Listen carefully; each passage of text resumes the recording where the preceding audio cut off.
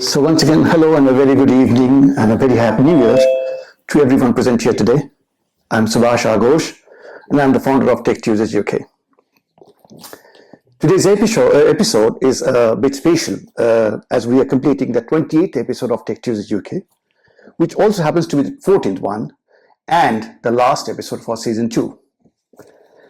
My warm welcome to the esteemed panel members for this evening and to all the guests present out here.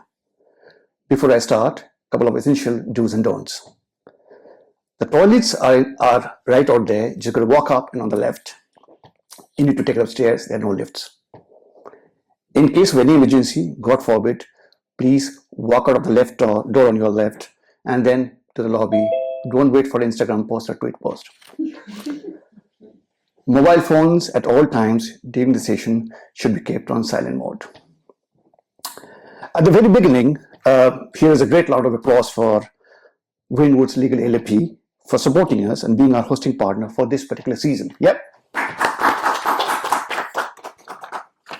For some of you who are attending Tech Tuesdays UK for the very first time today, this knowledge platform stemmed from the very idea of building a community that ideates, nurtures, and then fosters a free-flow discussion of disruptive technologies which have the potential to impact 1 billion lives. Tech Tuesdays UK is a monthly event which takes place on the first Tuesdays of every month, except for the month of January for obvious reasons, where we spend a little more than 90 minutes having conversations around Hello, bonjour tout le monde. Are you here to learn some French by any chance? No. Got it. Sorry, I think. Okay. The most unique thing about Tech Tuesdays, as you've realized, that this is a free-flow conversation where we do not have any given script or any set of pre-decided questions. We believe in the power of good words, and therefore I earnestly request each one of you present out here, as well as joining remotely on Zoom, to spread the good word around during the event as well as after the event. Our X handle is Tech Tuesdays UK, and on LinkedIn, please follow us at Tech Tuesdays UK. You may also like to catch up with the previous episode of Tech Tuesdays on YouTube, where we've got close to about 32,000 subscribers. As a part of our tradition, after the session ends, we will invite some of you to share your thoughts on today's episode of Tech Tuesdays. Your comments are highly appreciated, and for your records, these videos will be shared across all our digital touchpoints. Our team of volunteers will reach out to you and guide you. Now, if you have been following Tech Tuesdays UK, you will know that every episode of Tech Tuesdays is based on a particular technology theme. Today's episode is something very close to my heart. It's Women in Tech. To discuss and ideate and talk more on this, we have an amazing panel comprising of the following guests. Ladies and gentlemen, please put your hands together for our panel members. May I please invite Aditya Subbarao, Strategic Partnership Lead at Instabase. Aditya, is yours. Thank you. We've got Namrita Mahendru. She's joining all the way from, right now from India. Right now she's in Dubai though. She's the Chief Digital Officer at Aditya Birla Group. Namrita, you there? Wonderful. We've got Nazia Iram, author, Media and Advocates Manager at Amnesty International. Nazia. And last but not the least, we have Prerna Singh Bindra, who is an author, conservationist, and a PhD scholar from Cambridge University. So I now leave the floor open in the able hands of the panel members out here. Over to you guys. Thank you. Happy New Year, everyone. And what a note to start the year with, other than women in tech. I'm Nazia, and thank you, Subhash, for the kind introductions of everyone. I think we were just discussing before we started how the year has started on a very interesting note, that the diversity and inclusion programs of some of the top giants in the world have been knocked down. And what better time than that to discuss, the same week to discuss women in tech and the impact that the far-reaching impact, let's say, that will have of undoing what the last decade and a half, I guess, has brought on. So shall I start with Aditya as the core tech person here? Tell me, Aditya, your views on that.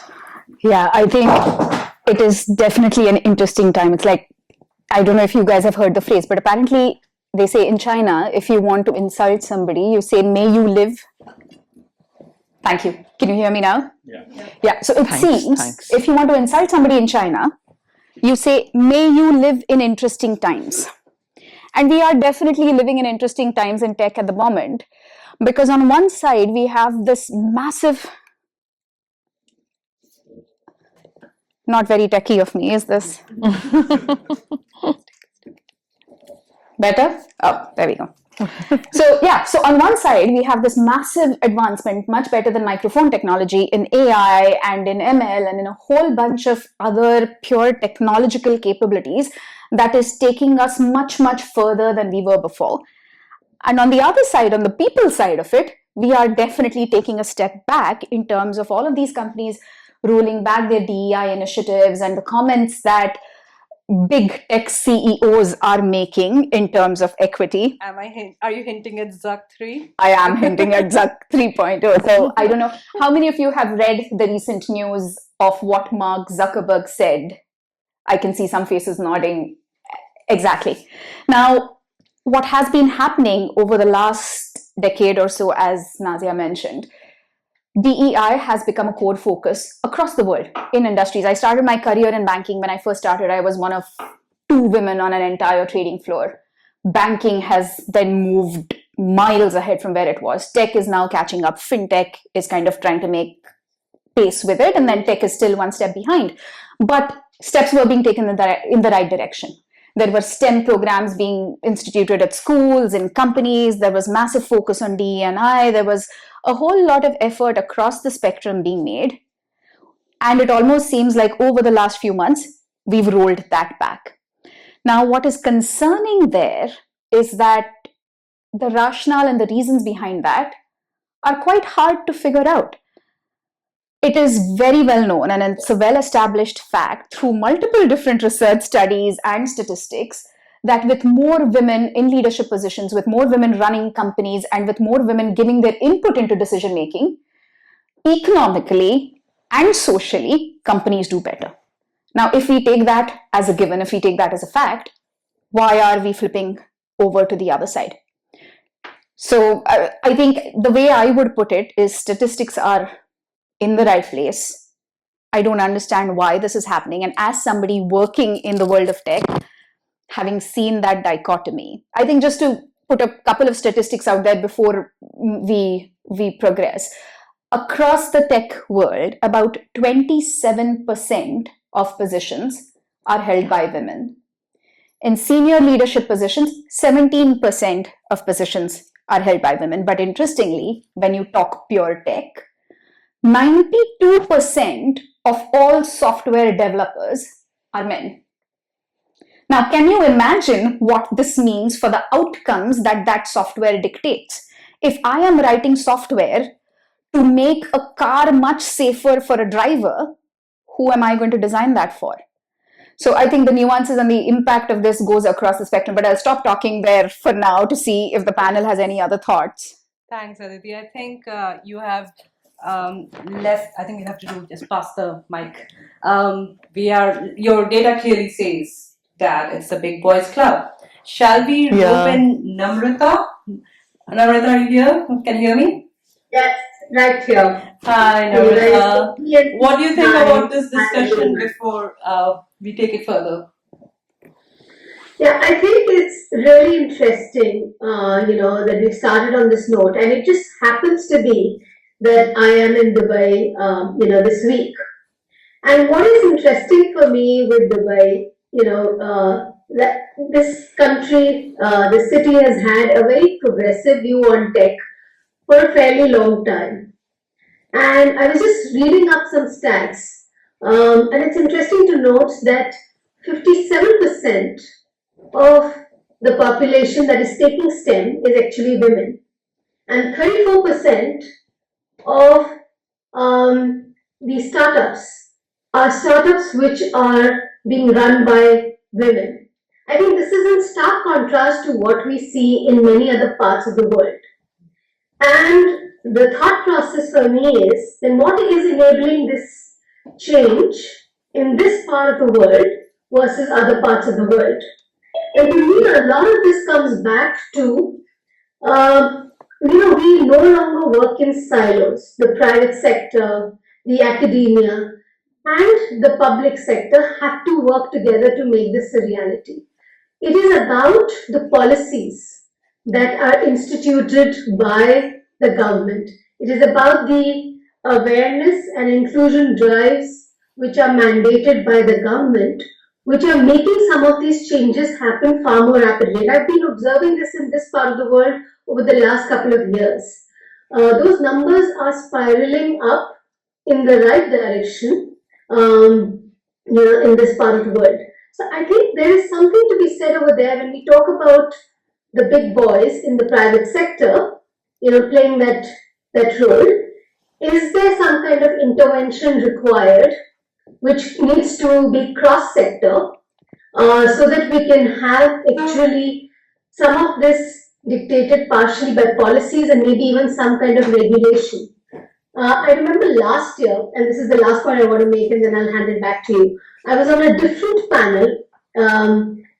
Again, this was around women in tech, and I had a co-panelist from France, and again, she was talking about the very progressive steps that the French government has taken in terms of institutionalizing the role of women in, boards.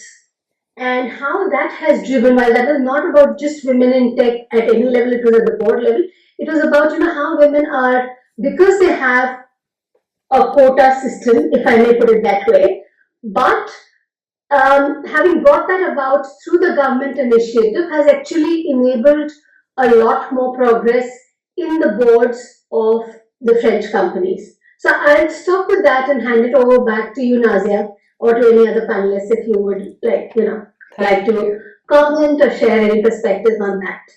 Thanks. A very important point there about diversity ka danda, as I had called it before. Or for those who don't understand Hindi, it means the whip that diversity, getting numbers for diversity given by government as policy, inclusion in the boards mean, and what they have meant for making sure that such policies actually see change that does not come about in by itself.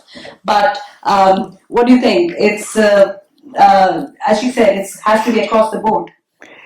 Yeah, thanks. It's been very interesting to. I think this works. Does it? Am I on? No. Yeah. Now. Yeah. One is. Both of you have raised very interesting points, and one is the government policy-driven quota or encouragement. I don't come very strictly from a tech sector. You could broadly say STEM, yes. And when I started, it was,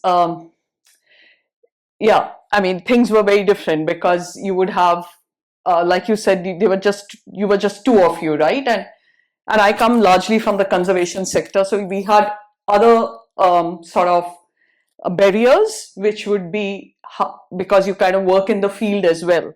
So how will you manage in the field, right? And there were people women who were not allowed to, quote unquote, allowed or encouraged or not admitted or given jobs, etc., because women can't manage in the field. And we have seen a shift. There are more women. I don't know the statistics. I actually take, what do I call it, classes or sessions or whatever of women in conservation leadership. And, the problems that one faces broadly in the STEM sector are the same. So, and I've worked in the government sector as well, public sector, with the government in very, what you would call high level kind of ministries, etc. And it's the same culture.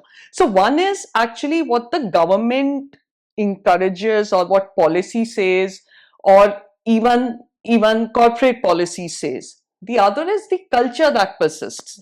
So I think that is another huge barrier, because even if you have government in India has all, and I'm talking India here, has all the right noises, all the right policies, but how how does a culture within an organization, how does the society culture, how does the personal environment impact how much of participation or where a woman reaches in and I think that's very, because I mean those are the barriers. How safe do you feel? How encouraged, and how is that, like I was reading one of the, about 80% of women in tech, when and these are just random, not, I won't say random, but these are very random in the sense that if you would to take them either from a small sample or a nationwide sample, how often is a woman expected, oh please make the tea? How much would you turn to men to say that? Or how often do women are called to be part of the old boys network? It's called the bro culture, right? So I think those are also very real barriers that, so to me it's both. And I think what these comments, I'm not talking about the policy here, but the comment which Mr. Zuckerberg made stems from that. Yeah, so that's the point. I think that's a great point in terms of, there's the official party line, there's the company line, there's the government line, and there's on the ground reality of what a day in the life of is like. But Nazia, you've done a lot of work in this space in terms of actually evaluating companies and their frameworks and their policies. I found it very fascinating what you said about, we did all of this. So we were just having this conversation earlier, and Nazia mentioned we were doing all of this research and all of this work on evaluating a certain company. But at the same time, an individual, a leader for that company, called Nazia up and had a very sensible, honest, direct conversation. So I'd love to hear your thoughts on what the data says, what is ground reality like, and then speak a bit more about how that reflects on the culture. And I do have a few things to say about that real culture as well. Yes, I think we have discussed data, but what I do find starkly different this start of 2025 is that till now, we were talking about feminist leadership, how that it's not just about feminism, it's about inclusion. A feminist leadership, the idea comes from making a leadership that understands what each individual needs are and works around that. How can we make workplaces, how can we make work, how can we make organizations, how can we make the culture work for everyone and give them equitable stand. But considering the new wave that we have seen 2025 to be, this end of wokeism as they're calling it, what we are seeing is a call for masculine energy, is it? Yes, that's been the big podcast takeaway of our favorite boy Zuckerberg here. So yeah, that's a huge move, right? Till last year, from what I know, we were talking about feminist leadership and how everybody, men, women, everybody needs to inculcate that. To cut to 2025 and we have a change of the world, to we need more masculine energy. So what brought that on? Is there a trend that we are seeing in the last year? Considering that 2024 was also the big election year around the world, where most of the countries around the world went through change of regimes, or maybe not change, but yeah, kind of movements around. But has the move away from, or those who have not moved away from liberalism, but kind of more stronghold of non-liberal ideologues, would that have led or contributed to this change in thinking? I think it will be very useful if I can hear all of your views on that and help me dissect this further. Namrata, do you want to come in on that and talk something? If you have a view on that? Yeah, I think this shift in the energies is something that has been brewing, I guess, for a while. It's just that I think we've taken note of it after it has come out publicly. But if you look at it, I think if you look at the power centers across the world, and if you look at the pandemic period and the post-pandemic period, I think we were all celebrating how women were so resilient, how women, managed the pandemic, their empathetic, and their organizational skills and all of that. And that was a moment of, sort of unfreeze to the world, going into a new, different era, which was never before experienced by any of the generations. And I think as life is coming back to normal in some senses, though I know we again have, fears about COVID-like disruptions coming up again, but having said that, I think there's a view of, can we go back to the old world? And I've been sensing that, as light undercurrents in different, settings. I don't know if any of you have had a similar experience within the corporate setup or otherwise. It's almost like, post-pandemic, let's go back to the old ways, to the boys' club.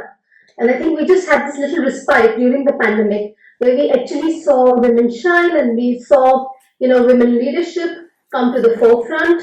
And this is not just about corporates, it's about nations, it's about, across borders. And I think that sort of has changed, as you said, with the last election to some extent, if you look at any of the large nations per se.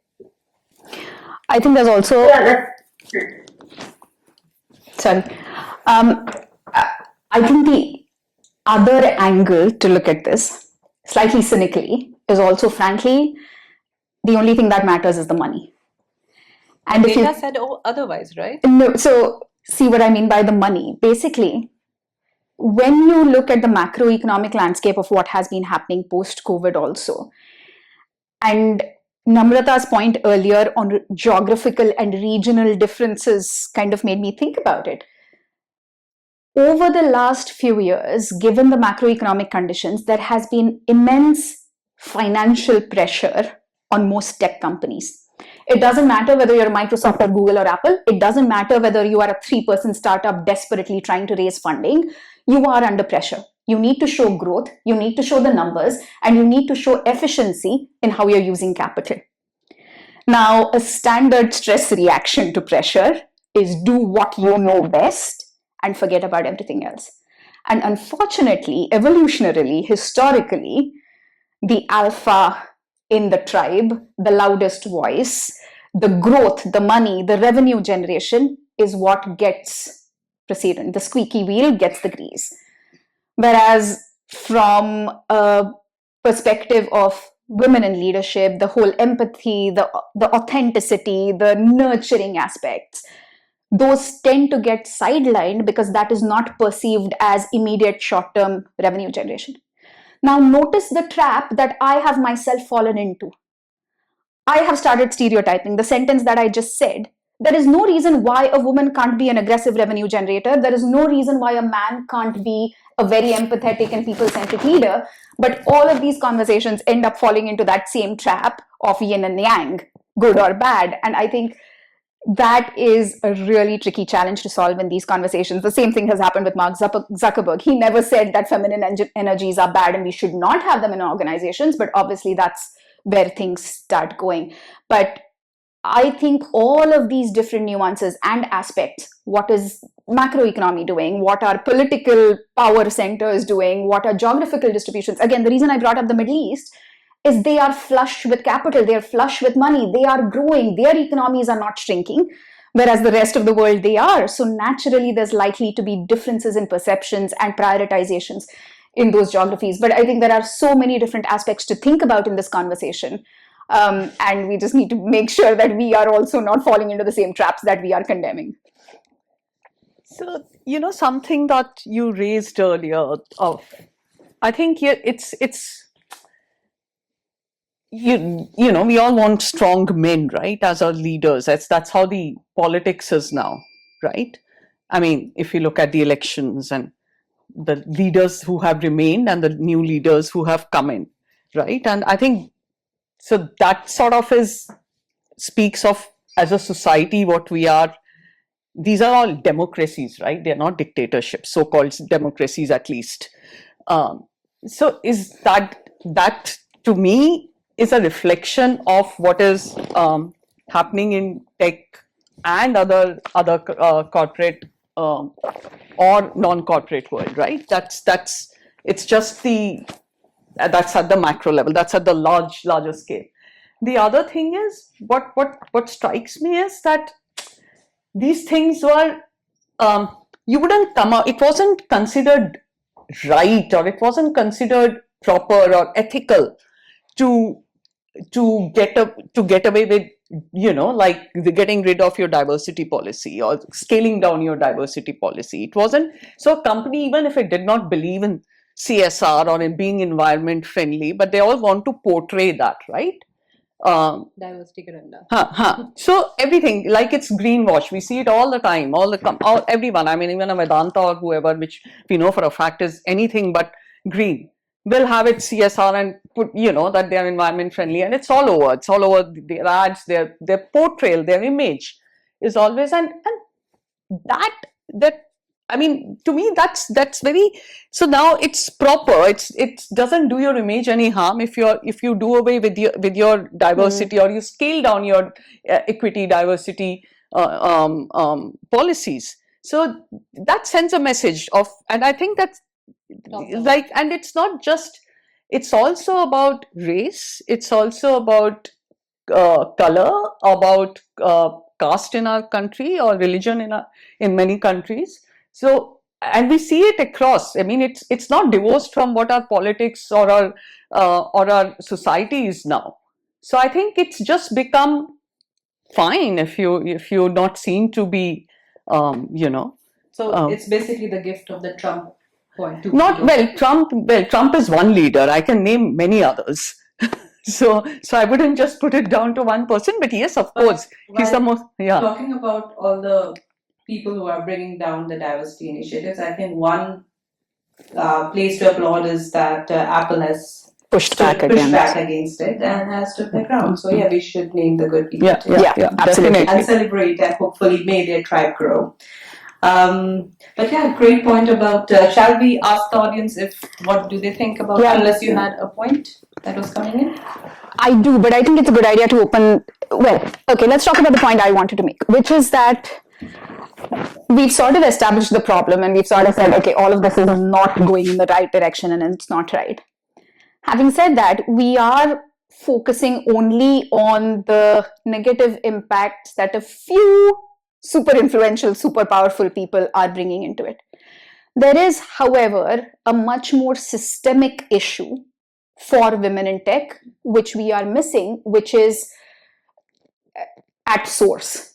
There just isn't enough input of women coming into tech. And I have tried to hire for my company. We have done lots of interviews. I've made sure that we have input pipelines and candidates who are half and half balanced, very fair across the process.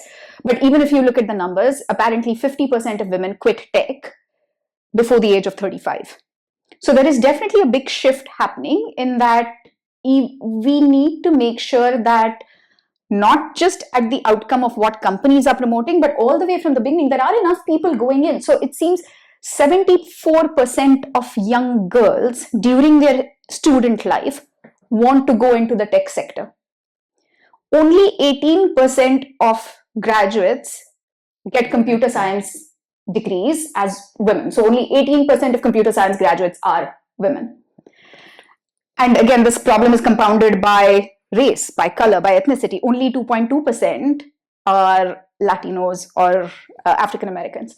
So when you look at that sector, I think the other thing to think about also is that if we have enough people coming in, enough women coming in, there is enough of a voice to change those policies. Companies are rolling back DEI policies. Who are companies? They are their leadership. How do we get more women into leadership? By filling the pipeline all the way from the beginning. So I think that's another aspect that we are missing, and it maybe now you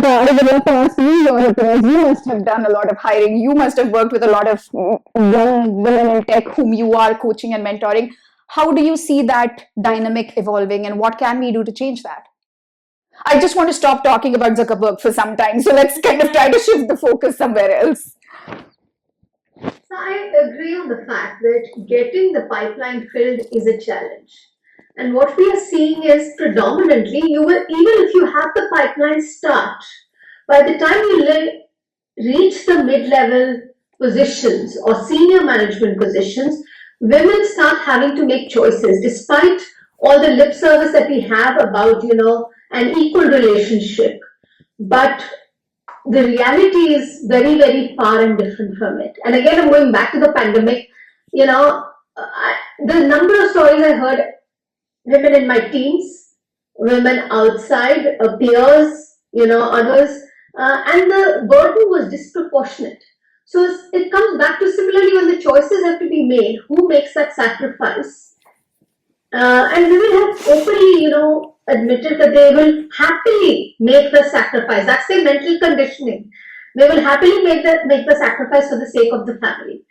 And therefore, even if you have women at the start of the pipeline, you have this drop-off which is not being addressed either. And that's the second problem. But I want to raise one more point over here. And I think that is a big point in my head, because today it is not just about gender or color. There is a third entity which is very aggressively entering the landscape, which is AI itself. And there are reports and research to support the fact that when organizations are making choices in terms of who to lay off, it is again the women who are getting the bigger side of the brunt of getting laid off versus men. When you see AI coming in and replacing jobs. So I think that's something else that we can't ignore at this point in time when we talk about women in tech. This number of women in tech, instead of going up, even incrementally, is actually diminishing. So with that, I'm going to sort of, hand it back to all of you over here in the panel and in the audience. But yeah, that was just something else I wanted to table, and again, happy to hear perspectives and thoughts around that.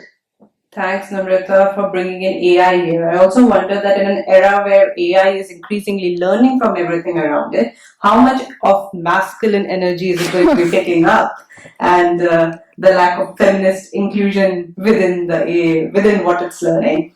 But that also brings me to the question that is it a problem with the tech space in particular? Because in my organization, I've seen a lot of people who have left the tech space. We have lots of whistleblowers, we have lots of ethical hackers, we have lots of different kinds of people.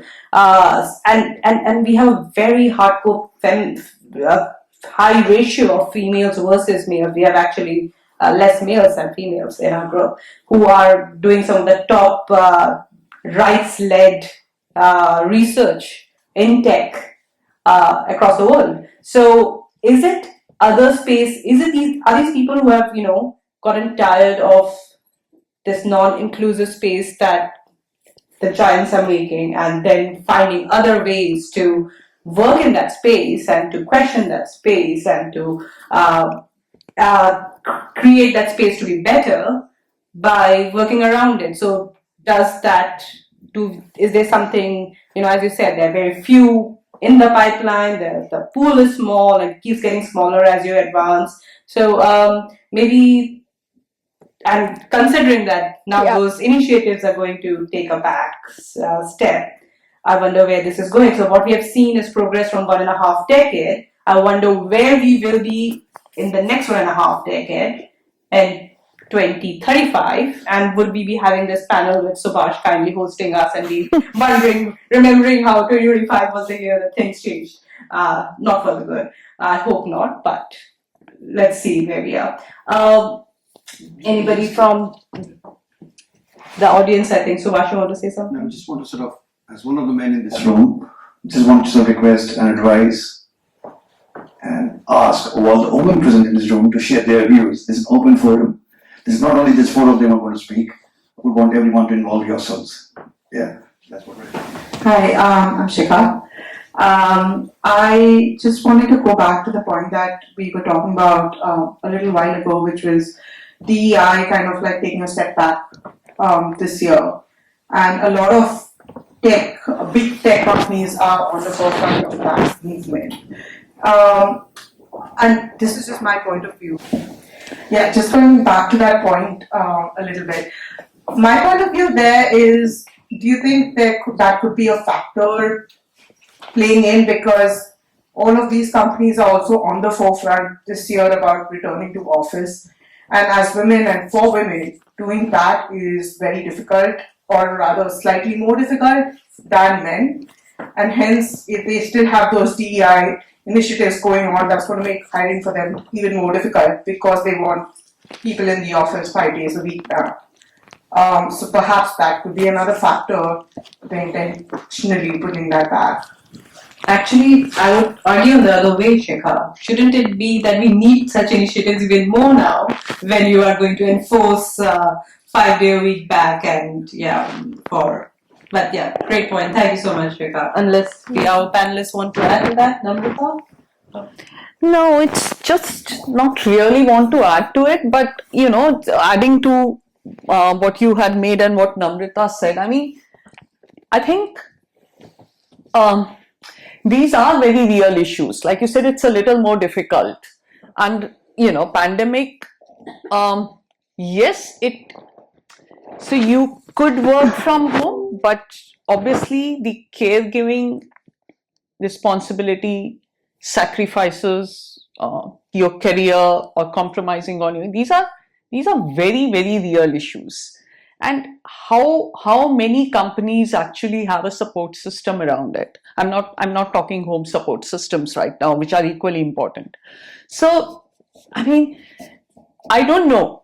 The big noise, yes, and obviously the scaling down of these policies is very, very concerning and makes you question, are we stepping back? But I hope there is enough of a backlash for I don't see much hope, but even so.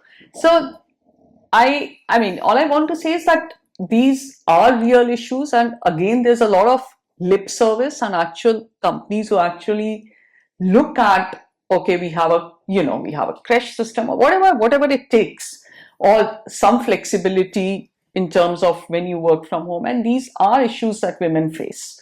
And unless you have that kind of ecosystem around that allows women to or encourages women to to dream and then to take it on to that leadership level, because again, it's not just a tech issue. If you see across sectors, women fall through that entire vertical of reaching top leadership. If you go through any sector, if I just sort of name, say, media, or if I look at our sector, conservation, or anything, if you look at the organizations, you'll see that there's a slant of how many men are there in the top leadership and how many women are there, and these are the issues. So yes, these are real problems, and I mean, you need again, I stress on culture.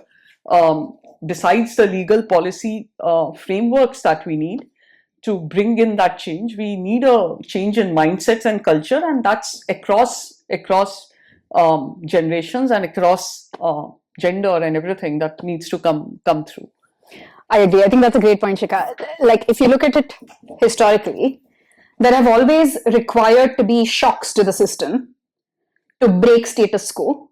And status quo is women stay at home and men go to work, right? Like, historically, across generations, to your point, it's embedded in global culture, not just in India or wherever.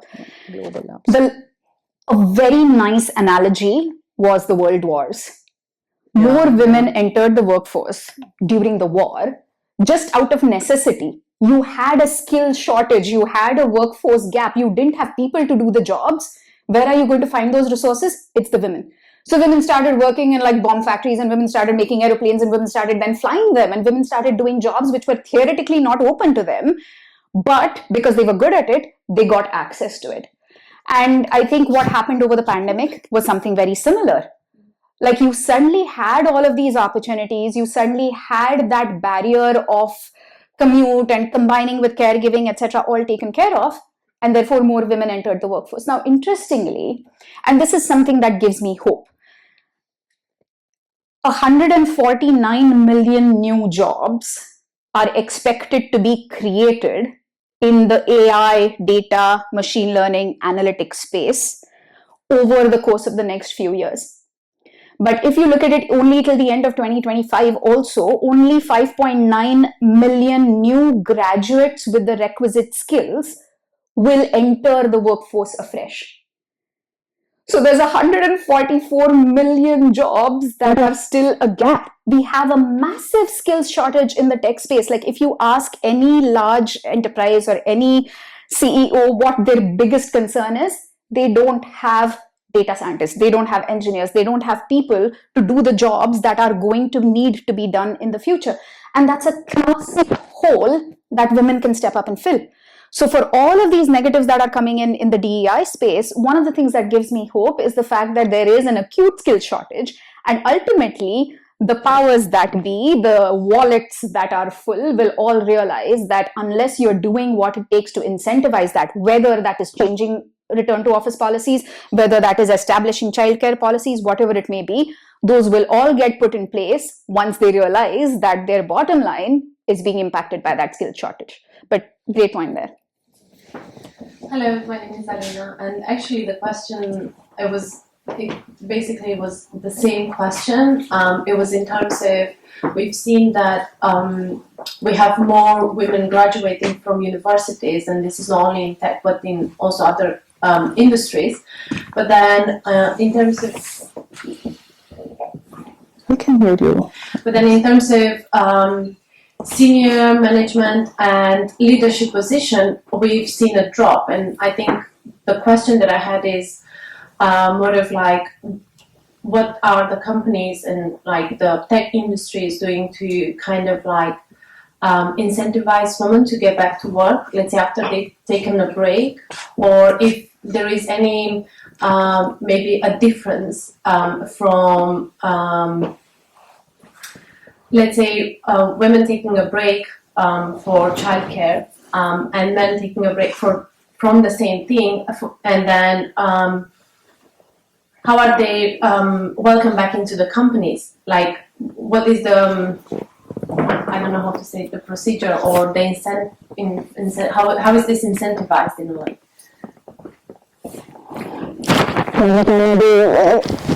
You can take this one and then I'm happy to chime in.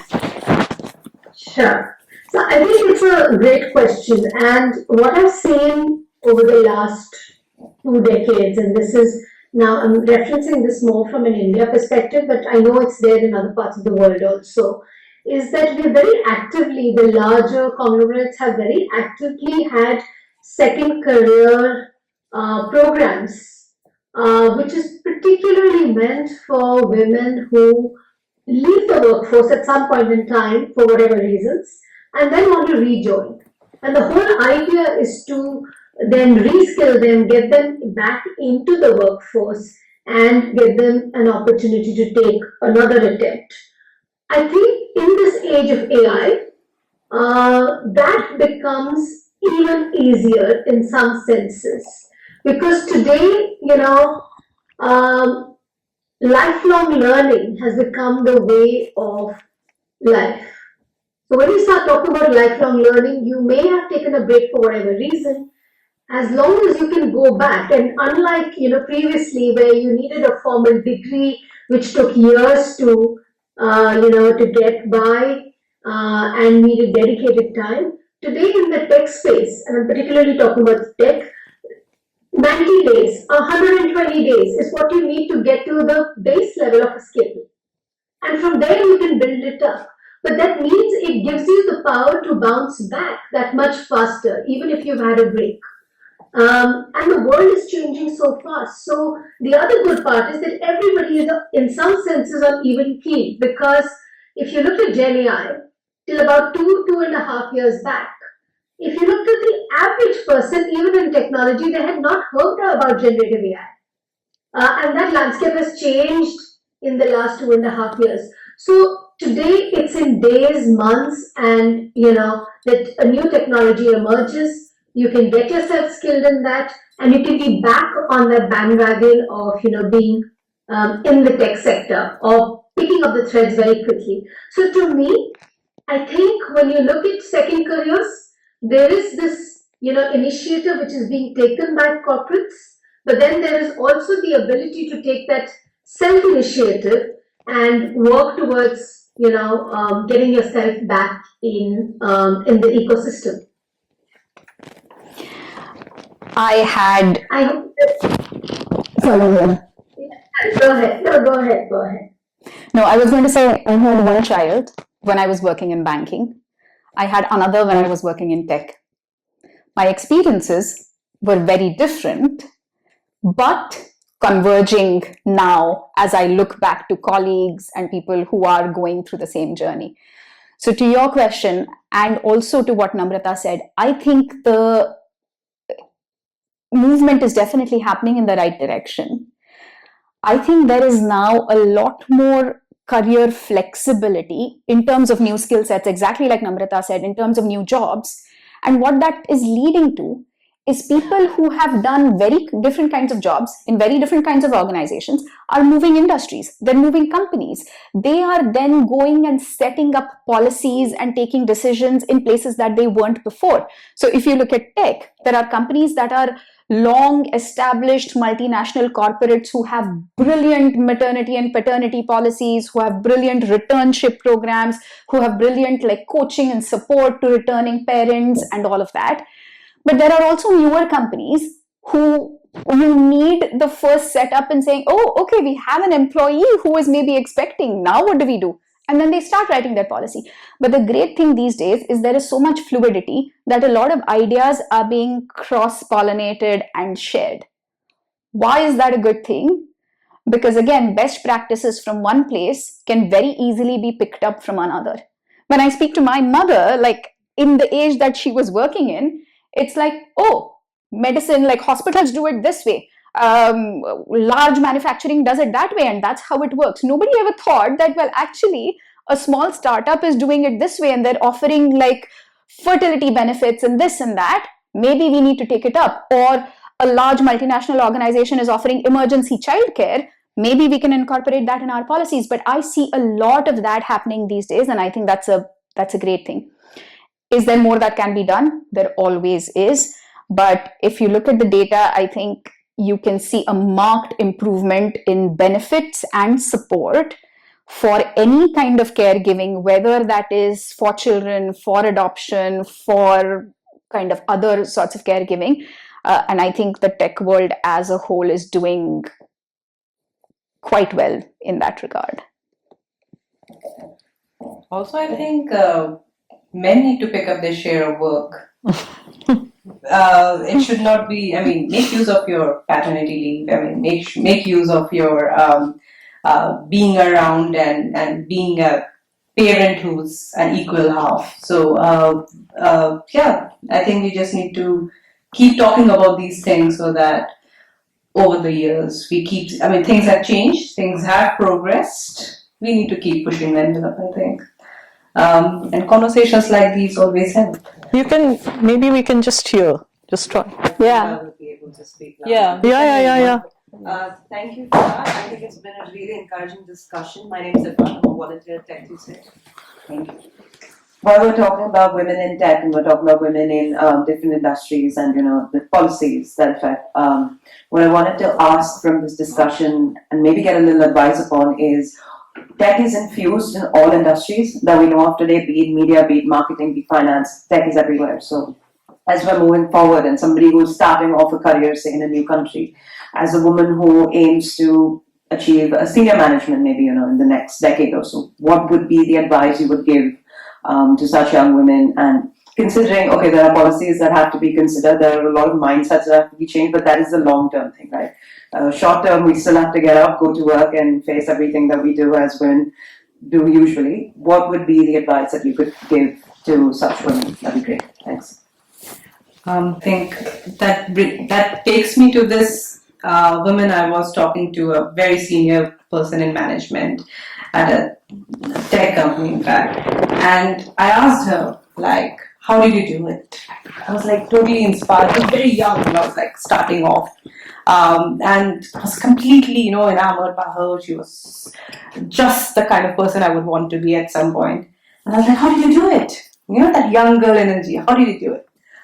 And she said that it's just like, as you said, getting up every day, getting to work, doing your best, and not to be, and not to think of yourself as something different. Just being used to having men around and working around men.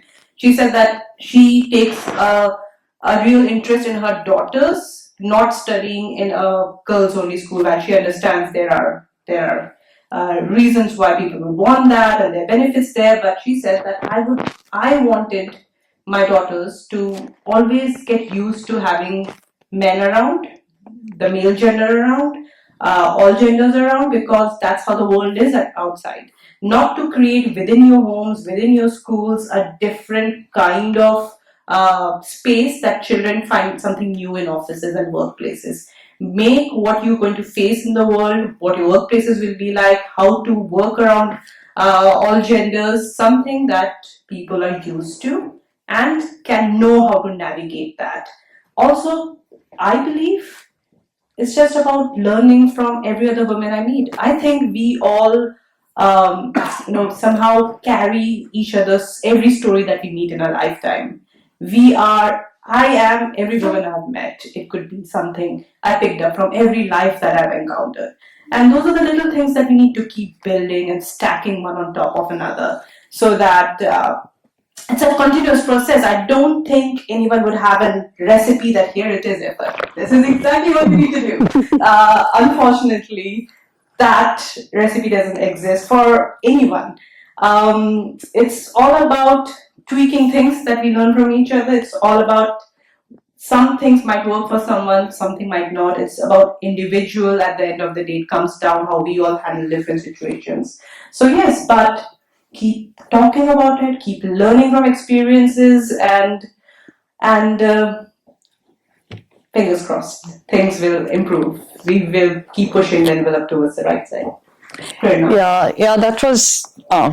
I'm glad you asked that. So I just wanted to share something. I was part of this because I think there's a lesson there.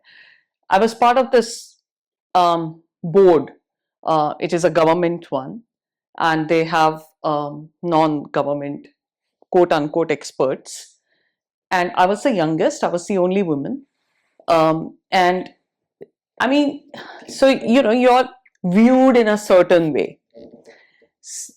Why is she here? She's too young. She doesn't have a fancy doctor degree, which is, I guess, one reason why I'm doing it now. Not really, but that's like you have to. And there were all kind of, shall we say, assumptions that is she friends with the past that be? So so there are these, especially if you're single. So there are these assumptions. There are these not very nice. I was going to say very nasty kind of assumptions or Aspersions. Yeah, aspersions. And so you had to work not twice as hard, 10 times as harder, but and that's what you're there for, right? You're not there to make friends. You're not there to and I think that, and towards the end of my term, I was the one person that it was like we have to sort of convince her, because it's in the sense that you were the one person who everybody relied on.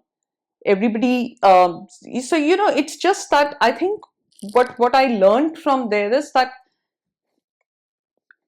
ultimately it's your work, right? The what you do, the integrity that you do it with, the honesty that you do it with, you don't care about. It got to me initially, because so one is the awareness. These are things, if there are many statistics, if you look it up, that how many people, and I don't, when I say safe, I don't mean that you necessarily fear assault, but just the way people look at you, or what they assume, or the kind of comments that are made. So nearly 9 in 10 of 10 women have faced it at some point or the other, whichever profession you might be, whether it's tech or it's non-tech, whichever level of leadership or non-leadership, you're just starting your career.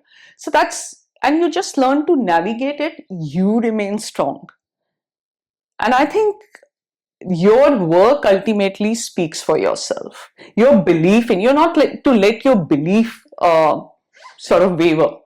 I think because of this, the way we are brought up, again, it's not India, it's not South Asia or not, whether it's US or UK, you're brought up with a value system where your confidence levels are, say, considerably lesser than your brothers.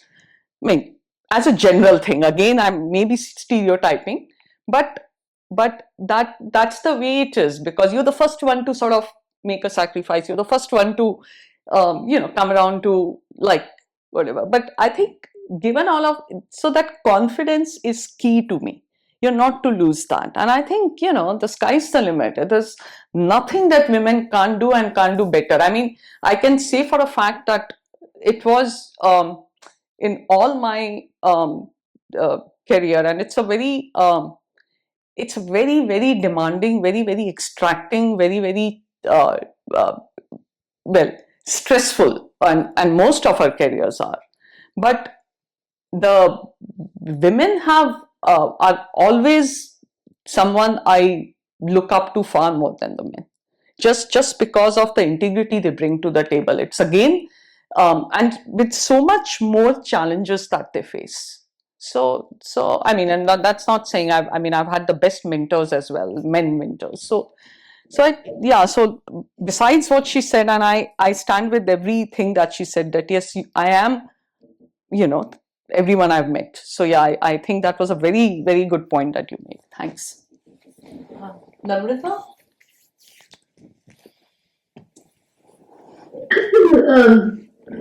So, like Nazia said, or Aditya said, there is no formula. But I'll tell you a few things beyond everything that Prerna has already shared and that Aditya has shared, that, there isn't a better time than now in some senses for us, not just in tech, but otherwise as women, to stand on equal footing. I think a lot has changed in this world if we look at it. I think if we look at our generation, I would consider ourselves very privileged. If I look at the next generation, I think they're even more privileged than us in some senses.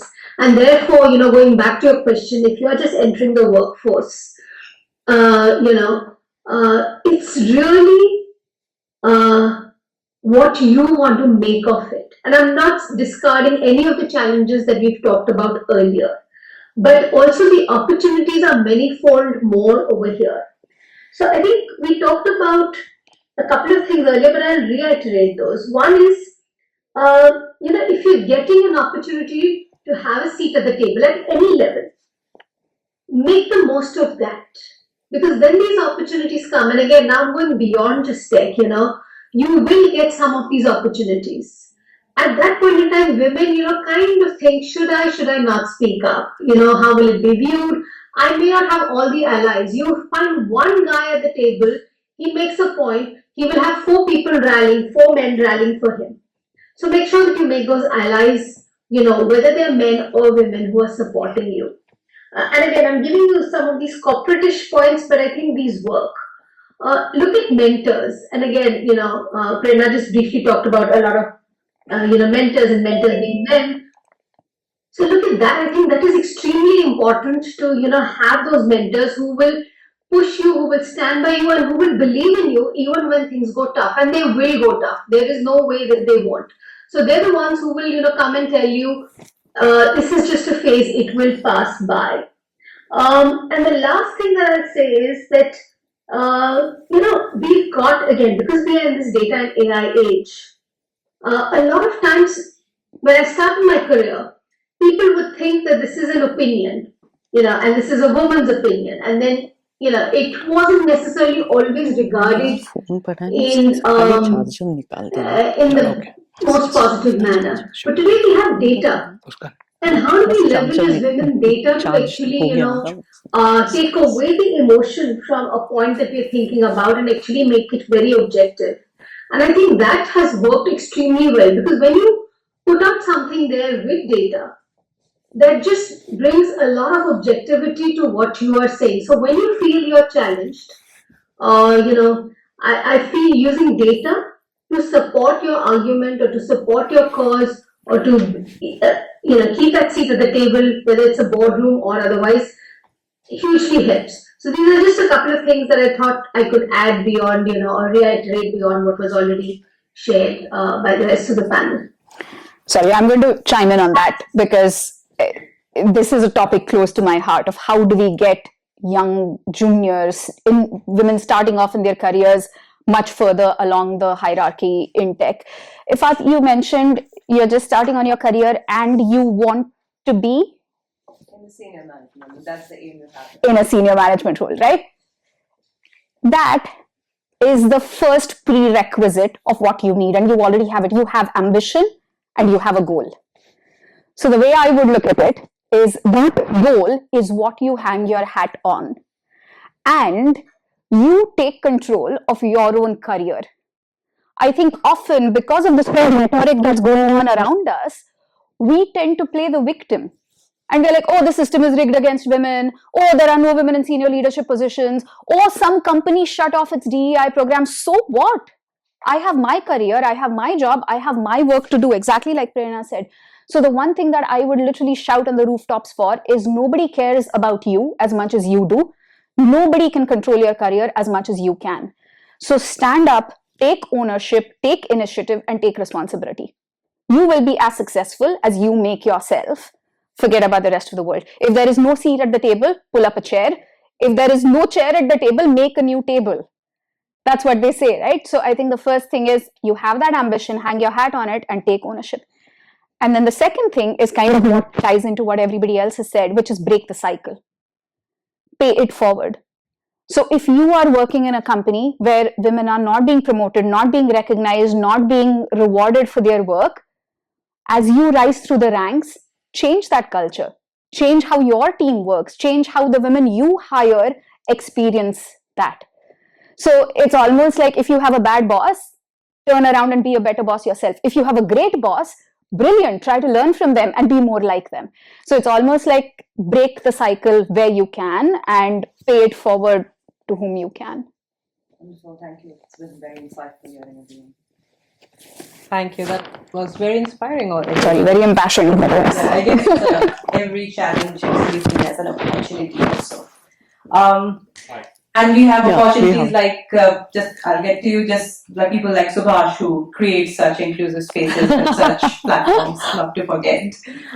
Yes, please. Hi, my name is Vaibhav, and I'm looking for some guidance over here because, first of all, I feel an anomaly. I think I'm speaking over here. So, apart from Subhash. But since 2017, I've been part of community projects. Everybody pays money in corporate, and all that stuff. But we have been giving a lot of time. So since 2017, COVID and everything, we give 16 hours a day, 6 days a week, and now it has spanned until 2024. And we've been teaching technology to a lot of rural Indian kids. Amazing. And the majority of that is women and men equally, right? And now those kids have gone out of school, some of them are out of college, we're trying to place them in jobs, but there is one fundamental problem that I'm seeing, and I don't think it's fair on the companies, and I don't think it's fair on the kids. So this is a problem it's a real problem. I've gone through approximately 300 to 400 students by now, so the sample size is good enough. The problem is, I have very, very underperforming female members that cannot be fired because it would disrupt the balance of perspective and would disrupt the quota. Simple as that, right? From those who have been seeing growing all these years. When we get to the bottom of the problem, why is this happening? I mean, this is a good sample size to see, like, this is a common occurrence. So we got various parts of India, then I saw some African British women over here, and then we saw some British women over here. No matter where you mentor, there were some common patterns that we saw. And it was about, when you really asked 101, which they open after all these years of trust, why is this happening? You have the skills, you have the brain, why not perform? It all comes down to me, I'm not good enough. Somehow they got this feeling, I'm not good enough. That's what came after years and years of asking questions. We know you were 16, 15 years old when we've been training you. you're in your early 20s. I mean, we have been with you all this journey while you're not performing. Now, companies are coming to us like, we can't afford it. We are startups, small companies, and all the stuff. Now the only solution that we can think of is they need that mental education and strength, which cost money. Yeah. You need to expense a lot of time that the team need to take hit because you can't get rid of the quota. Yeah. Quota is there. Yeah. You need to have that perspective because it needs to be all balanced perspective, especially when you're working in AI, like you said. But at the same time, the entire team is taking the hit. The company is taking the hit on profits, their cost, because they have to go through not only support this, have an underperformer, but equally they want to do something over here. So it's a very, very complex and difficult problem that we have been watching for 6-7 years now. And it's enough data to kind of talk about it. Mm-hmm. Sorry, could you just tell me your name again? I missed that when you... Vaibhav. Vaibhav, can I ask you a question? How would you tackle that problem if the subject of the underperformance was a man? Fire him? Okay, so this is a controversial opinion, but if all other remedies have failed, the ultimate fairness is that you treat every employee as equal. You treat them as equal in the input you're giving them, you treat them as equal in the opportunities you're giving them, you treat them as equal in the outcomes you expect of them, and therefore the consequences they have to face.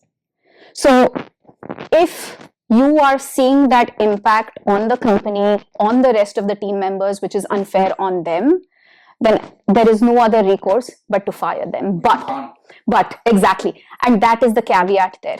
So when I say this, that assumes all the input and all the equipping and the training has gone into that employee. The big gap here is the confidence training hasn't happened. Or maybe there is more confidence training that is required. And frankly, imposter syndrome is one of the biggest challenges that women face in rising up to leadership positions. And it's not very well, right? But the interesting thing is, men also face imposter syndrome. And there are studies which have said that men face imposter syndromes to the same level, they just don't feel comfortable admitting it.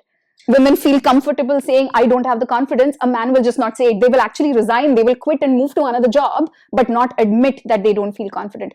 So the way I would see it is the gap to fill is perhaps to say, I have not given this employee what they need to perform the job to the best of their capabilities. And I think we need to start looking at confidence training the same way that you would think of coding training, or the same way you would think of like technical skill sets. So what you're saying is, see, it's a community initiative, right? We are not being paid. In fact, sometimes we go and pay them to learn. And which is why I also believe that answer. If this were a large corporate asking me this question, I would be like, absolutely, what nonsense, you're not firing them, you're training them and helping them and blah, blah, blah. Yeah. Successful. I just wanted to kind of bring it up because there was a lot of numbers shared, and one of the numbers was quite interesting, that the number of women, the women who quit tech after some time, and 6-7 years is a long time to keep seeing this over and over again. So that is a point. I take your point, but next time we have another batch starting now this year again. So what you're saying, or your guidance over here, if I paraphrase this, is to go and find somebody who can contribute on the mental strength as well. That's what you're saying. And also voice this out. It's almost like if you flag the fact, and this is something that I've heard across so many leadership programs and mentorship programs and so on, if you flag the problem up front to the cohort in saying you are likely to question yourself, that is perfectly normal, everybody does. If you start off with that awareness that I am not the only one who is feeling that I'm not good enough, everybody does at different points of time, that in itself gives you the strength to tackle it. So I think, like you say, it's not just about mental strength, but also being aware that the experience they're going through is not unique. It is not about them, like everybody feels that way. Anyway, I am obviously giving you a very simplistic third-party answer to a problem which is very important point there, because I am a mother to a 10-year-old who keeps asking me and questioning me, and I keep telling her I don't have all the answers. Because as humans, somehow, especially in this world where we have so much of information at our, behest all the time, it's very easy to feel that we have all the answers. And I keep telling her there's no one short answer for anything. We need to keep building one on top of another. When we talk about training, it's not something you're training them for the next 5 years. You're actually kind of untraining them from the training they had all their lives, of not having that confidence, of not thinking themselves to be at par with someone, and to then retrain them. So you're kind of retraining them. So in the way they should be looking at themselves. So which should actually happen with girls as right from the beginning, which should happen with all children right from the beginning. That they should be, it's not just about what parents do. We cannot gatekeep everything that a child is hearing, listening. There is my child, a girl who's grown up on, all kinds of these feminist films, as I call it. If you think about it, your Moanas, your Frozens, you're all very brave, all your strong female characters. And I was one day wondering that, she has a very different worldview from what really is out there. She somehow thinks that women are the one who are saving the world, which might be actually true. But and now she's shocked when she listens to news and she's like, this happened. I'm like, yeah, that's normal. The movie, what I was showing wasn't normal. So she needs to, so children, she comes from absolutely a different level of self-belief and confidence. And that is the kind of confidence we want every child to inculcate.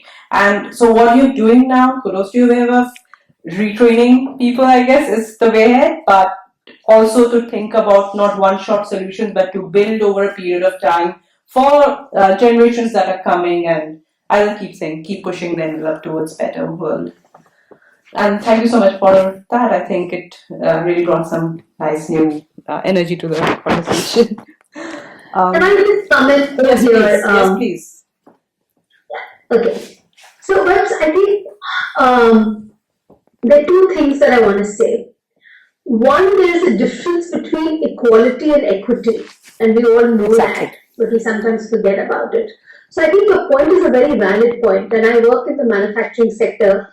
For the last couple of years, I've been working in this sector, and we have the same problem with women in manufacturing. And I think it is about not giving an equal platform, it is about addressing the equity part first before coming to equality. And I think to me, then that is where, what Aditya was saying in terms of the additional training that is required. And surprise, we don't just see it with rural women or children. It is shocking the level of imposter syndrome that exists even with women who are educated, who've been in the corporate world for several years, and despite that, their confidence levels and their ability to stand up for themselves is, in contrast to men, relatively much, much lower. Now, the second point I wanted to make was that there is a growing ecosystem where organizations are looking at supporting, these kind of activities, and we can connect offline since, and I can share some names with you. But the intent is really to maybe reach out to some of these organizations and see if they can play a role in supporting on the mental well-being, of these kids whom you are supporting in terms of getting the technical skill set. So I think that's the other thought that I have. There are partnerships potentially for your community to forge at organizational level, at individual levels, and that may be a potential solution to work towards to solve for this. Yeah, so those were sort of just some thoughts which I wanted to share because it is a very, very real problem that you're saying. And I think the third point, sorry, I'm going to take one more point. I'll give a real world example. This is something which was narrated to me, and then I've seen evidence of it over the last couple of months. that women who were challenged with their communication skills because they found that their English was not up to the mark and they were working in the corporate sector, started using ChatGPT, and we know now that has happened over the last year and a half. It's not just women, there are lots of people using it. But can technology actually enable them to overcome, some of these situations? Now, the mental makeup is one aspect of it, but there may be other elements also. So can technology play a role? That's just a third thought to sort of ponder about and say, can there be self-affirmations, if I can go into that space, that they could potentially use in terms of building their mental strength? Yeah, so I'll leave it at that. And but the challenge is. So I'll just come in for a minute because Namrata actually made the point. Namrata made the point of equity and equality, which I wanted to. So thanks. Everyone said a lot. The only thing that I'll just quickly add is, I get your. I mentioned self-confidence earlier. So it's something that's ingrained in you as a, as you grow up, so it's very difficult to sort of overcome that. But I also get what you said, that if it was a man, you would file, but now you can't. Because, I'll bring in a different problem. So because I use a lot with governments, or shall I say partner a lot with governments. Now we see that there's 33% reservation for women. Now there are certain jobs which even I as a woman would say, no, I would rather have men there. Because of safety concerns, because of fact that the women don't want to be there. They say it because they're very remote conditions. You'll have to leave your family. What if you have a child? There are n number of problems that but the women will take up those because it's the only government job, right? It's a government job and you'll have 1 lakh applications for that one job. But because you're a woman, you have a higher chance of getting it, right? So there is that. It's a controversial kind of a thing to say, but then, like I've had male colleagues say, you can say it, boss, we can't, right? And I do, because why I bring this example is like, I get both, like what you're saying is a very real problem. Because one, the problem, why it exists is something that is ingrained through our childhood. So very difficult to overcome. And then the frustration that because of being, from a certain gender, you can't. So the sort of solutions, or there's no silver bullet for anything, solution for anything, but but if that input can come in, that confidence is that one sort of, so quickly, I think. But I'll just, I just was thinking of going back to this research I had helped roll out. It looked at women politicians, journalists, so women who are definitely at the top of their fields, who from US, UK and India, and research then across these Western and global North, global South, showed how women voices who were in public, who were holding positions of power, were constantly on various social media, called out much more than their counterparts. Much more if you are a woman who is saying things that nobody would want to hear. 100% especially if you have more, if you're not just, it's not just your gender, but there could be various other, your race, your religion, in India, your caste. It could be various other things that could come into play. The more loud you are, the more you'll be called out. Yeah. There is research backed into how much silencing goes into women who are vocal. So there is not just while growing up, but that is a reality women are used to navigating throughout their lives, no matter where they are, be tech, be outside world. The reason I'm giving tall puppies. The reason why I'm talking about this particular research was that it showed us in public domain, like social media is like a little capsule of what the world is beyond. So yes, it definitely takes a lot for a woman to speak out and to be heard and to have the confidence to keep doing it. The circle of silence is really real. I'm so glad you brought that up. And that's all I want to say, because I think Yeah, there's a question there.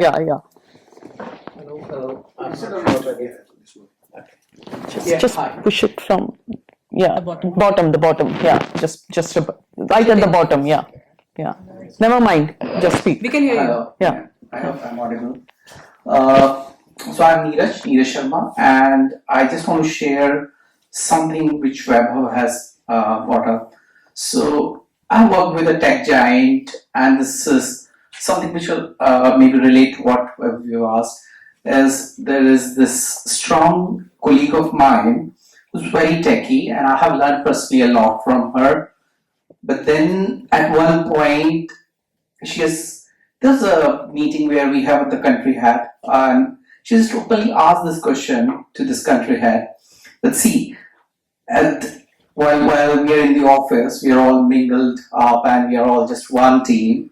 But by the evening, you people have your own drinks and everything, and where we feel a bit left out, and the real networking happens there, right? This is no brainer. The real networking happens after 5, right? So, how, as a female, I'm expected that I work the whole day and then I join your parties or whatever after 7, and then be part of that league, the big boys league, and to get to the next level of what I think somebody was mentioning about the senior manager level or something like that. Not to discourage, but that's a real thing that's coming that I have heard myself. And to be honest, there was a answer given at that point. I'm sure even the recipient was not happy with that answer. So it's just more of a made up thing. Coming to your question, why I brought this point is, now you're talking of females who are actually, you're grooming them from ground up, right? And this is the lady which I just mentioned. She's into the industry for 20 plus years, earning very good, and I think working with one of the big tech giants. So there's a big disparity, to be honest. And now if I just take a step back and I see, okay, now I understand the problem, that it is more about subconscious. It is not, as some of you have already said, it's about subconscious. And then there is a saying that if I have to cut a tree and I have, say, 6 hours, I'll spend 4 hours to sharpen my tools. So this means that putting more energy into training will not help or yield the results, to be honest. What I think is the approach is maybe molded a bit, as some of you have suggested, is to start more on the mental training, because now we understand the root cause of the problem. So start with that training first, maybe some of the strategies as experts has already mentioned. Start with them, because you have done it for years and you have seen the results. I'm not saying in a negative way, but I'm saying of the challenges you mentioned, Weber. So what I say is that start from a reverse model. Maybe you start with something like, for example, the software part first. But once these workforce is ready, then you go to the next level, because then you have the ground set and you have no more fixing to be done. I'm saying fixing just for the sake of a better word, but that's how I take it. And I bring the first example just to correlate or contrast with the challenge you have, just to add a perspective to it. Thank you. Thanks. Yeah, that's my but that actually takes me back to the point I made earlier. Men should pick up their share in the household. Yeah. They should be feeling the need to go back and not network, do the real networking at late night. The moment the culture shifts, the real networking places will also shift, will follow in tune. So it's really about not just training the women, but training the men in picking up their share of household and It's actually that, no? Like, so the women mindset. It's not women who need to be training about what where the real networking is. If you look at it from a tech point of view, I'd say that in social aspects, tech is actually a lot more inclusive than traditional industries. So I have found my experience with tech companies to be a lot more inclusive than my experience with like traditional banking. I'm sure it is much better than like manufacturing or like other legacy industries. So yeah, the shift is definitely happening. Okay. Yeah.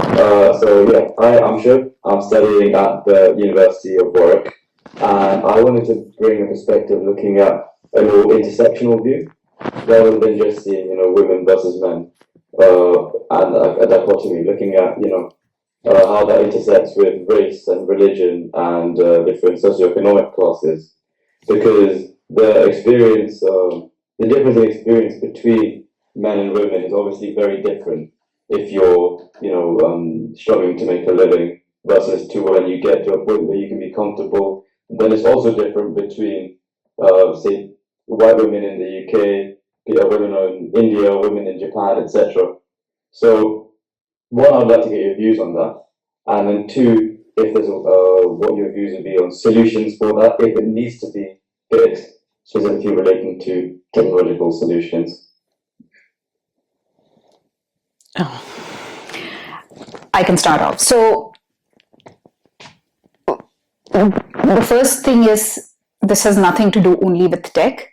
It is across the industry, across economies, across geographies. The second aspect of it is, it all boils down to the core principle of comfort and familiarity. I want to work with and I want to hire people I feel comfortable with, and therefore you end up propagating the same demographics or end up propagating the same profiles in your organizations. So, Shub, to your point, yes, like the traditional hierarchy has been, there have been more white men in power across the world, and therefore that has continued, and it is now up to us to again break that cycle.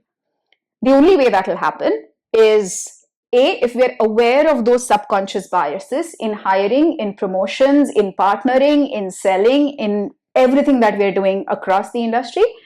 And then secondly, as we had spoken about before, there are external guardrails to prevent the same thing from propagating, and there are external incentives like regulations, right? Like targets, like social requirements like we have these days in terms of proportions on boards and diversity, which promote that to happen. So I think like all of that has to work together.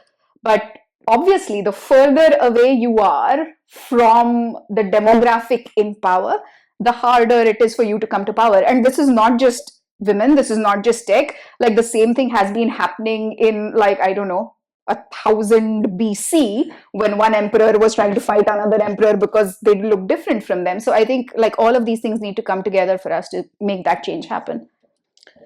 So, just to add to that, it's so if we, the statistics that we were rattling off between us, and I think we have mentioned it throughout our discussion, is so, and I'm not sticking to a particular statistic, but say if from 100, like only 20% of women reach leadership, then if you look at the color aspect and you look at the religion, and the the numbers shrink.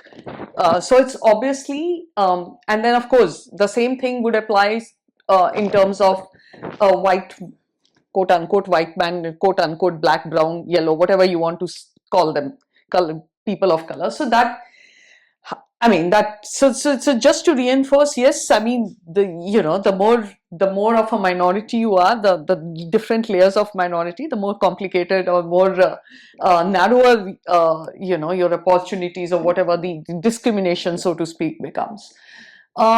Addressing is all the things that we have mentioned but the thing is mindsets. I always boil it down to culture, and that's the one point that I've been reinforcing throughout. So you have the externals, as she mentioned, as the regulatory policies, etc. But again, unless the culture of a company, the culture of a society, the culture of or the mindset of of people, and that is what we need to. So it goes right from like she says, the men need to change, right? You have to stop othering the minorities. They are not like, I think that is where our problem. It's this othering that we do of not being an inclusive society, and yes, that's changing, but again, it's a fluid kind of a thing. We do have these setbacks that we saw in the beginning of this year, a bang new start. Yeah.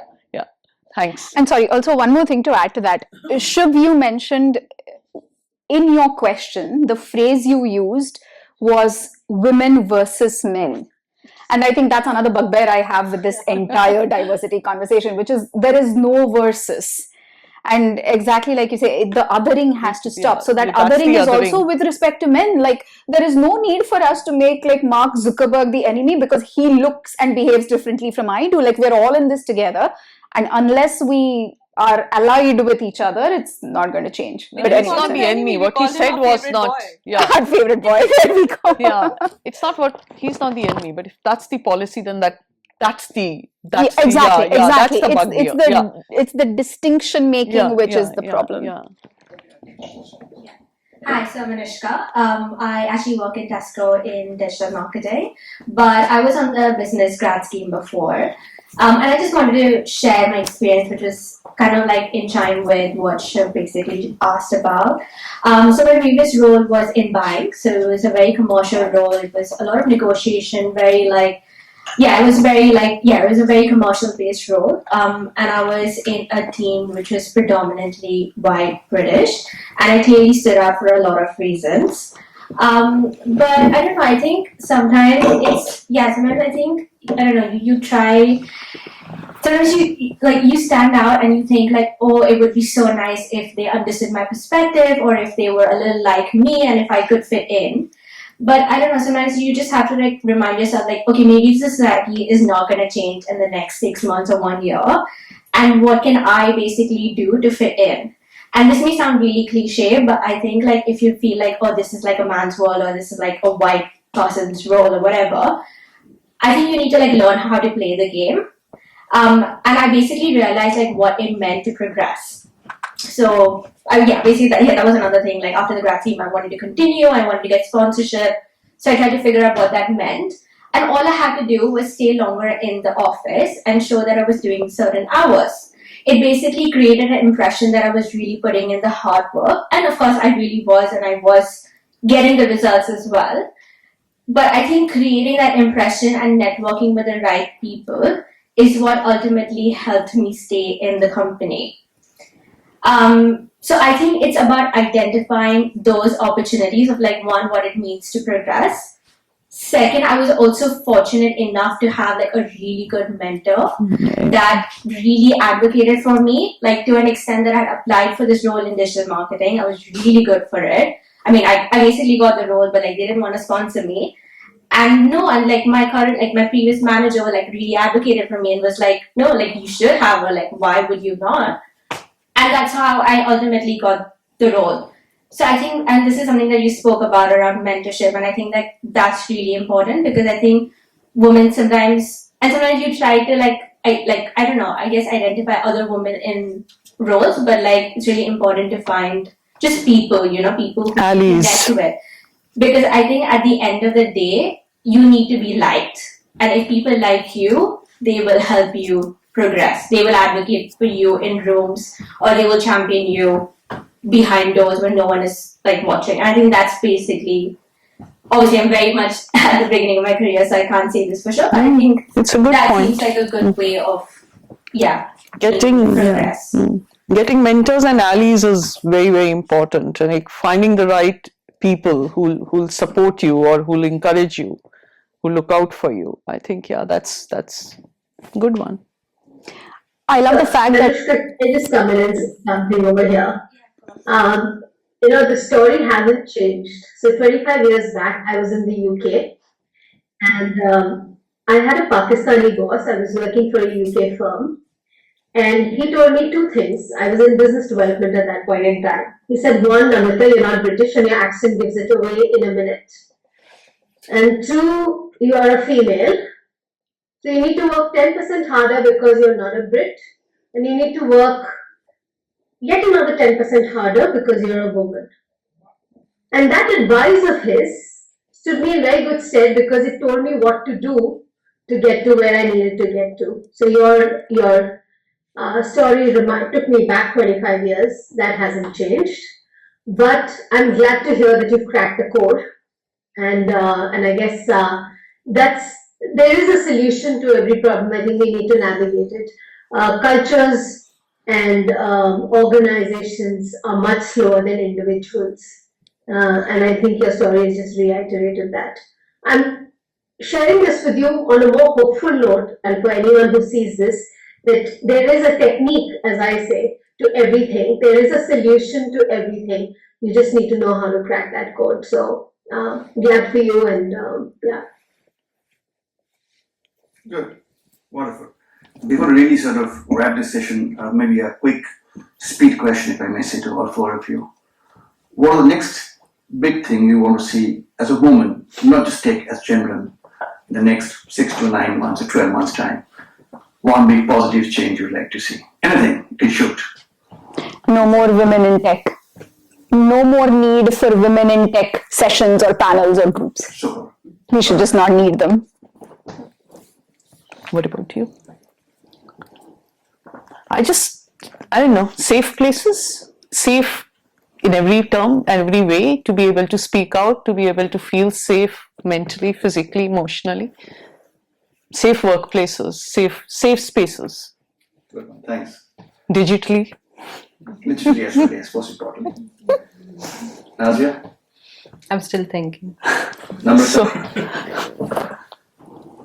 I think, it's safe spaces, and I kind of echo that. I think the digital world is sometimes even more challenging than the real world. everything's challenging. I have a very long laundry list. I'm just trying to work Yeah, through it it and is, bring but- something to the top. But It is all very all long. of this, all that we spoke about today, I hope the companies that we talked about today will roll back the negative decision they take. In the next 9 to 10 months, I mean, I hope what not having the need for women in tech conversation would really be aiming for the stars. But to start with, could we just have a recognition that it's good and better for humanity. What is good and better for the humanity is as important as what is good and better for organizations and companies to profit. If you're profit buys, so it's masculine energy is great. So is feminine. Let's balance the two. Thank you. So that formally brings us to the end of this particular episode of Tech Tuesdays. Yeah, thank you very much. You really mean it. It was an encouraging one, an effortless one, and most importantly, it was an open session which can, I guess, help everyone to sort of clear up, lighten a bit. As I mentioned in the beginning, I would request all of you to hang around, enjoy your drinks. We'll invite some of you to take your bites, so please don't run. There are no tree filter strikes today. Trains are running perfectly well, so don't worry. That's number one. This is also to inform, as I said earlier, this is the last episode of season 2. Starting next month, we're going to be launching season 3 of Tech Tuesdays. It's been a long journey since the time we launched Tech Tuesdays on January 23. For season 3, we've partnered with State Bank of India, UK, and with Greenwoods. We have the head of UK and Europe for State Bank of India, Sudesh Sharma here. And SBI, we get to have SBI as one of our partners. And of course, we have Greenwoods, who is one of the large law firms in the world. So stay tuned to us. We'll let you know the topic and the location. Set the topic and the location will be informed to you.